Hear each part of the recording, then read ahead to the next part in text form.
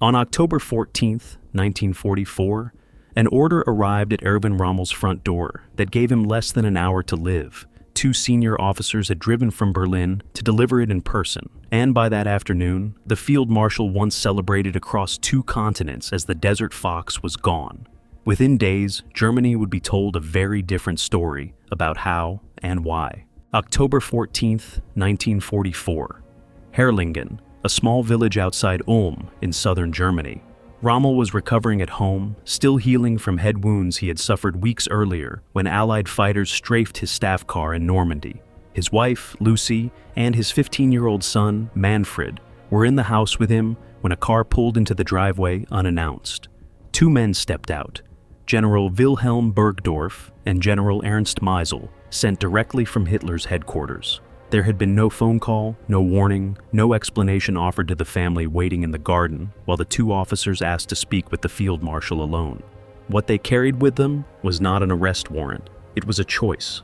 Rommel could face trial before Germany's most feared political court, a body run by a judge known for shouting down defendants before they could finish a sentence, where verdicts were rarely in doubt before the proceedings even began. A trial would drag his wife and son into the process and put the family's safety in question. Or he could take the poison the 2 generals had brought with them, end his own life within minutes, and in exchange, his family would be protected, and the nation would be told he had died from the wounds he'd already suffered defending it. Manfred waited in the garden while his father made his decision inside.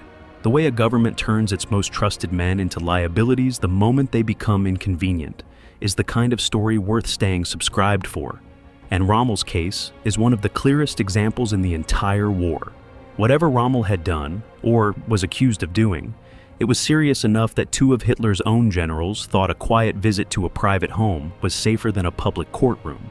That decision reached back through more than 25 years of victories, promotions, and carefully managed publicity that had made Rommel too famous and too useful to simply arrest like an ordinary suspect. To understand why the regime handled Rommel so differently from the other men, it suspected that autumn, it helps to see how deliberately that fame had been built, first by Rommel himself, and later by the propaganda machine that adopted him as its own. He earned his first major honor in the mountains of northern Italy in October of 1917, leading a small detachment of soldiers up the slopes of Mount Mottajur during the First World War. With barely more than a company under his command, he outflanked a much larger Italian force, captured several thousand prisoners and dozens of artillery pieces, and did it while losing almost none of his own men. The action earned him the Blue Max, one of Germany's highest military honors, and built him a reputation for finding the gap in an enemy's line that no one else had spotted. 2 decades later, a book he wrote drawing on those experiences, Infantry Attacks, found its way onto Adolf Hitler's reading list.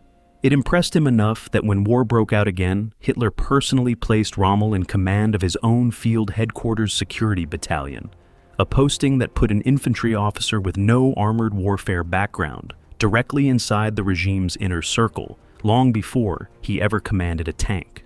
That access paid off in the spring of 1940, when Rommel was given command of the 7th Panzer Division for the invasion of France. His tanks moved so fast and so unpredictably that both the Allied forces trying to track them and the German High Command trying to coordinate with them frequently lost contact entirely. Soldiers on both sides began calling it the Ghost Division because it seemed to vanish and reappear wherever it wanted. A year later, sent to prop up a collapsing Italian position in North Africa, Rommel turned chronic shortages of fuel, tanks, and reinforcements into a string of victories that stunned his own superiors as much as his enemies. He improvised constantly, using captured enemy vehicles to disguise the true size of his forces, pushing supply lines past what German High Command considered sane, and repeatedly outrunning the intelligence reports the British were using to track him. British newspapers gave him a nickname that stuck on both sides of the front line, the Desert Fox. Even inside the British Parliament, lawmakers publicly conceded that the general opposing them in the desert deserved something close to respect, an admission almost never extended to an enemy commander in the middle of a war. When Rommel's forces captured the port of Tobruk in the summer of 1942, Hitler promoted him to Field Marshal, making him, at 50 years old, the youngest man in the German army to hold that rank. The victories were real, but so were the seeds of a quieter conflict. Rommel's requests for fuel, tanks, and fresh troops were repeatedly pushed to the back of the line behind the demands of the Eastern Front, and he began to suspect, correctly, that Berlin was treating his campaign as a sideshow while still expecting sideshow results. He was winning battles with a fraction of what he asked for, and starting to resent the men making that decision from behind a desk in Berlin. But the war in North Africa turned that autumn. Defeat at El Alamein forced a long retreat across 2,000 miles of desert, and by early 1943, Rommel was pulled out of Africa for good.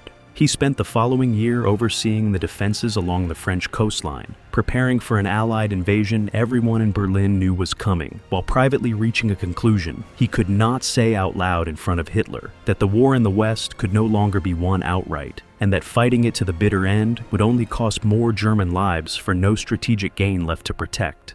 That growing distance between the general the public still worshipped and the war his own government refused to end was about to collide with something Rommel never saw coming. On July 17, 1944, while inspecting the front line in Normandy, Rommel's car was caught in the open by Allied fighter aircraft. The strafing run fractured his skull in 3 places and left him unconscious for days. He was still recovering at Herrlingen, physically unable to travel, when a bomb went off inside Hitler's headquarters 3 days later on July 20th. In an assassination attempt carried out by a group of German officers who believed the war and the regime running it had to be stopped before it destroyed the country entirely. Hitler survived with only minor injuries. What followed was one of the largest internal purges in the history of the German military. Several thousand people were arrested in the weeks that followed, and roughly 200 were eventually executed. Interrogations, many of them brutal, extracted names, some belonging to genuine conspirators, others belonging to men who had simply talked too openly about how the war might end. Rommel could not have planted the bomb. He was recovering from a head wound miles away when it detonated. But his own chief of staff had been in regular contact with several officers involved in planning a change of leadership. And under interrogation, an officer named Caesar von Hofacker stated that Rommel had agreed Germany needed a new direction, one without Hitler at the top. Whether that meant Rommel supported killing Hitler, forcing his arrest, or simply negotiating an end to the fighting on the Western Front was never clearly established then or since. For Hitler, it didn't need to be. One statement, extracted under conditions built to produce exactly that kind of confession, was enough to mark Rommel as compromised. What the regime did next set Rommel apart from almost every other accused officer. Nearly all of them were tried publicly, and the sentences moved quickly toward execution. Rommel was too visible for that path, and everyone around Hitler seemed to understand it instinctively. So, on the morning of October 14th, Bergdorf and Mazel arrived at his home instead of an arrest team, carrying the one kind of choice that would let the government keep full control of exactly what the country would eventually be told. Rommel changed into his old Afrika Korps uniform, said goodbye to his wife and son, and got into the car with the 2 generals. A short distance from the house, in a wooded stretch of road, he took the poison they had brought. He was dead within minutes.